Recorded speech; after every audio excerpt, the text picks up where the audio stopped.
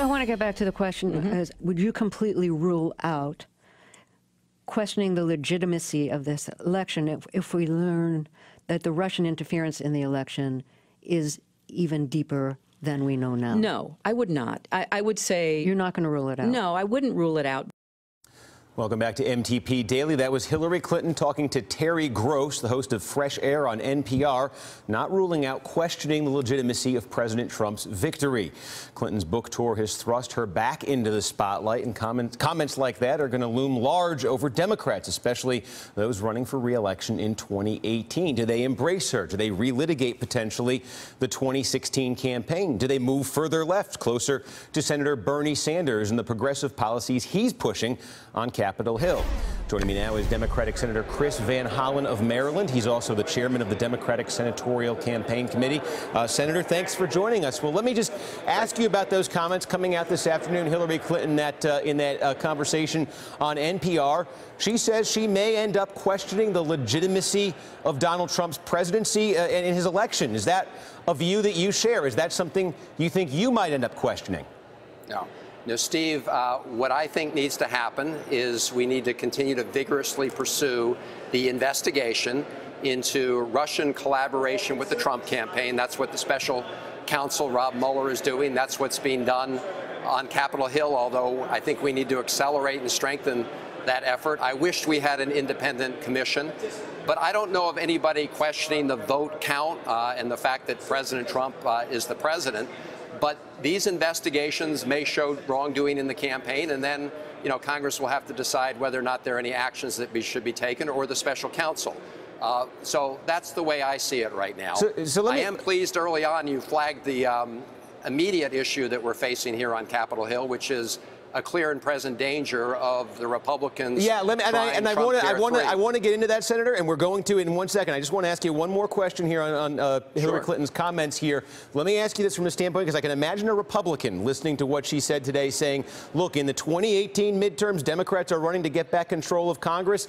This is telling me that if they get control of Congress, they want to impeach Donald Trump to overturn an election they didn't think was legitimate. What would you say to that concern?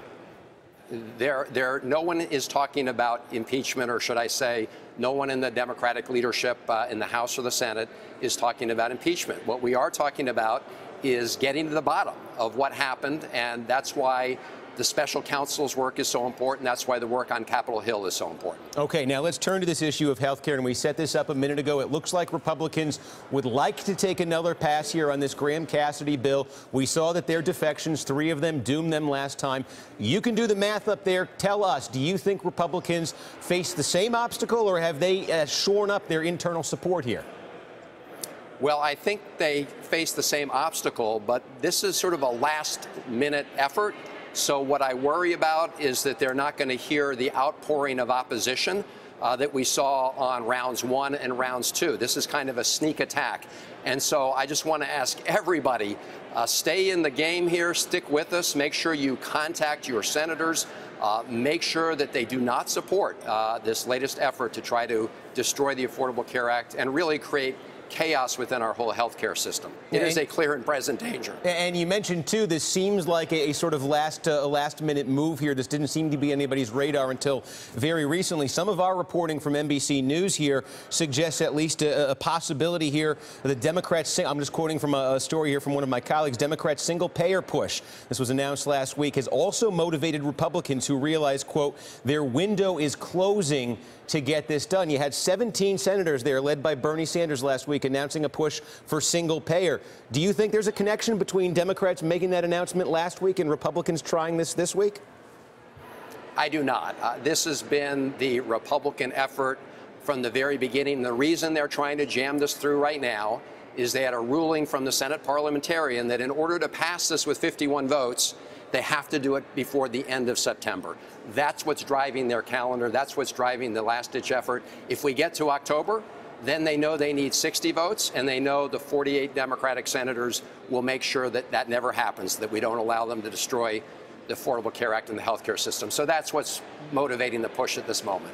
Yeah, let me ask you, too, about that push for single payer last week. Again, you've got basically, by my math there, a little bit more than a third of the Democrats, the folks caucusing with the Democrats in the Senate, now on board with single payer. I can't remember the number ever being that high. I don't know that it ever has been before.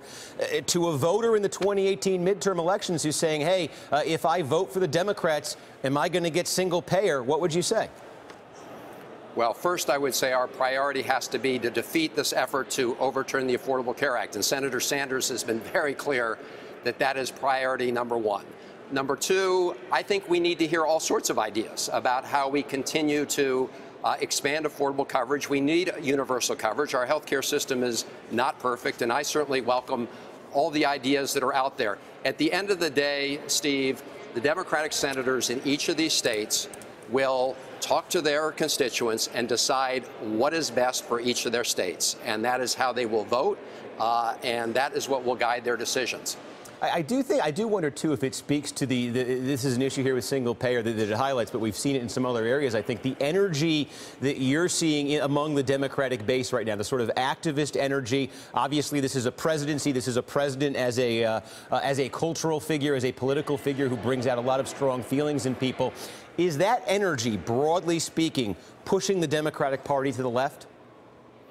I think that energy is pushing more and more people, Democrats and people who were not involved in the political process, to get engaged in the political process. I've had town hall meetings on healthcare issues and other issues. I just had a town hall meeting on healthcare in Baltimore City this past weekend. A lot of people turning out, and again, their number one priority was to do no harm, stop the Republicans from destroying the Affordable Care Act, and then let's come together and figure out how to take next steps, reduce the cost of prescription drugs, and get to universal coverage. All right, Senator Chris Van Hollen, Democrat from Maryland. Thanks for taking the time. Thank you. Hey there, I'm Chris Hayes from MSNBC. Thanks for watching MSNBC on YouTube. If you want to keep up to date with the videos we're putting out, you can click subscribe just below me, or click over on this list to see lots of other great videos.